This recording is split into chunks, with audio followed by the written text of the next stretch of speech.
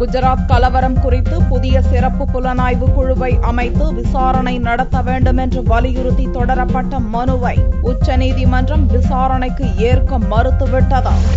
குஜராத்தில் 2002ஆம் ஆண்டு நடந்த கலவரம் தொடர்பாக உச்சநீதிமன்றத்தால் நியமிக்கப்பட்ட சிறப்பு புலனாய்வு குழு விசாரணை மேற்கொண்டது. குஜராத் முதல்வர் நரேந்திர மோடி கலவரத்தை தூண்டிவிட்டதற்கான ஆதாரம் இல்லை என்று கடந்த 2012ஆம் ஆண்டில் சிறப்பு புலனாய்வு குழு அறிக்கை அளித்தது. இந்நிலையில் மோடியை நிரபராதி என்று கூறும் சிறப்பு புலனாய்வு குழுவின் முடிவை எதிர்த்தும் ஓய்வு பெற்ற உச்சநீதிமன்ற நீதிபதிகளை கொண்ட புதிய சிறப்பு புலனாய்வு குழுவை அமைத்து குஜராத் கலவரம் குறித்து விசாரிக்க கோரியும் வக்கீல் ஃபாத்திமா என்பவர் நீதிமன்றத்தில் மனு தாக்கல் செய்திருந்தார். அந்த மனுவை நீதிபதிகள் HL தாட்டு, SA பாப்தே ஆகியோரை கொண்ட பெஞ்ச் விசாரித்தது. இந்த கட்டத்தில் புதிய சிறப்பு புலனாய்வு குழுவை அமைப்பது சரியாக இருக்காது என்று கூறி மனுவை விசாரணைக்கு ஏற்க மறுத்துவிட்டனர். இதையடுத்து மனுவை வக்கீல் ஃபாத்திமா திரும்ப பெற்றுக் கொள்வதாக கூறினார். குஜராத் கலவரத்தின் போது குல்பர்க் சொசைட்டியில் 69 பேர் எரித்துக் கொல்லப்பட்டனர். அதில் ஒருவரான காங்கிரஸ் முன்னாள் MP இஷான் ஜப்ரியின் மனைவி ஜாக்கியா ஜப்ரி மோடிக்கு நற்சான்று அளித்த சிறப்பு புலனாய்வு குழு அறிக்கையை எதிர்த்து மனு செய்தார். அதை அகமதாபாத் மெட்ரோபாலிட்டன் நீதிமன்றம் கடந்த ஆண்டு டிசம்பரில் தள்ளுபடி செய்தது குறிப்பிடத்தக்கது.